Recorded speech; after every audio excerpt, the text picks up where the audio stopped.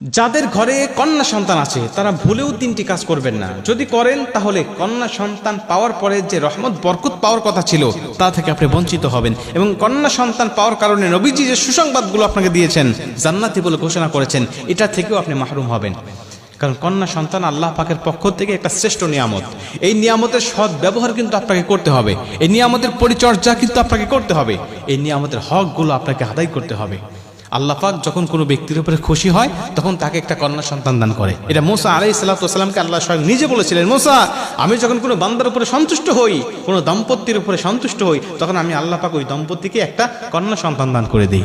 অতএব আমরা ভেবে নিতে পারি যে যাদের কন্যা সন্তান আছে, আমার আল্লাহ তাদের উপরে হয়তোবা কোনো এক সময় খুশি ছিল, সন্তুষ্ট হয়েছিল, যার কারণে তাকে একটা কন্যা সন্তান দান করেছে।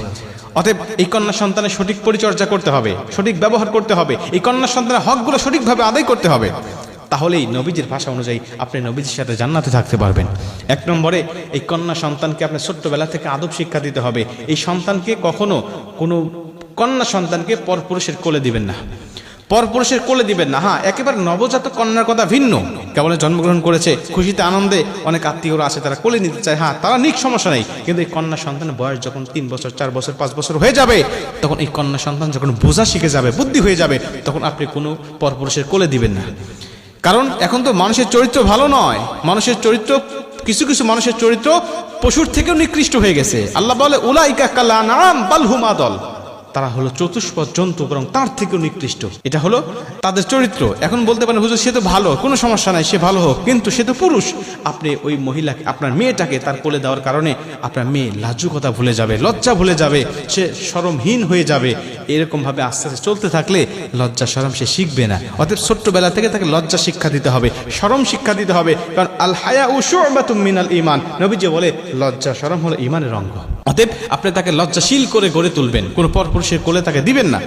2 নম্বরে, এই কন্যা সন্তানকে আপনি একা একা কখনো ছাড়বেন না। সে স্কুলে যাওয়ার সময় আপনি নিয়ে যাবেন, মক্তবে যাওয়ার সময় আপনি নিয়ে যাবেন, মাদ্রাসায় যাওয়ার সময় আপনি তাকে পৌঁছে দিবেন, এবং আবার মেয়েটাকে নিয়ে আসবেন।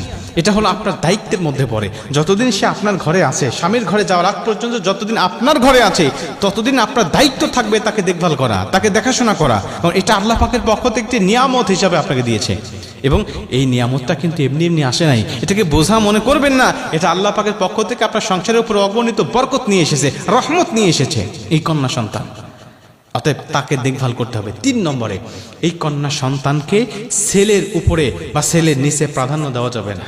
আমার সমাজে অনেক আছে, ছেলেকে খুব ভালোবাসে, ছেলে সন্তান জন্মগ্রহণ করলে পরে মিষ্টি দিয়ে পুরা এলাকা ভরপুর করে দেয়, সবার কাছে বলে বেড়ায়। কিন্তু মেয়ে হলে মন খারাপ, মনে করে যে মেয়ে মনে হয় আমার জন্য বোঝা হয়ে আসলো। কিন্তু না ভাই, এই মেয়ে আসছে আপনার জীবনের জন্য সুখময় হিসাবে, এই মেয়ে আপনার জীবনে আসছে আপনার জন্য কল্যাণকর হিসাবে, আপনার সংসারের জন্য বরকতময় হিসাবে। অতএব তাকে নিয়ে অবহেলা করেন না।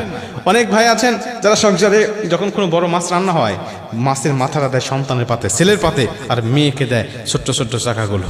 মনে রাখবেন ভাই, এই সন্তানকে আপনি বৈষম্য শিক্ষা দিচ্ছেন। এখন এই সন্তান, মেয়ে সন্তান তো এমন, বাবার বাড়িতে অবহেলিত হয়, আবার শ্বশুর বাড়িতে যাওয়ার পরে অবহেলিত হয়। আপনি মা, আপনি বাবা, আপনি যদি আপনার মেয়েটাকে না ভালোবাসেন, ওই পরের মা বাবা কেমনে ভালোবাসবে বলেন? অতএব ছোট্টবেলা থেকে এই কন্যা সন্তানকে ভালোবাসবেন, আদর দিবেন, স্নেহ দিবেন। নবীজি সাল্লাল্লাহু আলাইহি সাল্লাম বলেন, মেয়ে সন্তানরা এমন নিয়ামত, জানো, আমার ফাতেমা রাদিয়াল্লাহু তাআলা আনহার সাথে আমি যখন বাইরে কোনো যুদ্ধে যেতাম, কোনো জায়গায় যেতাম, সবার সাথে সাক্ষাৎ হওয়ার পরে আমি আমার ফাতেমার সাথে সাক্ষাৎ করতাম। আবার যখন চলে আসতাম, সবার সাথে সাক্ষাৎ করার আগে আমি আমার ফাতেমার সাথে সাক্ষাৎ করতাম।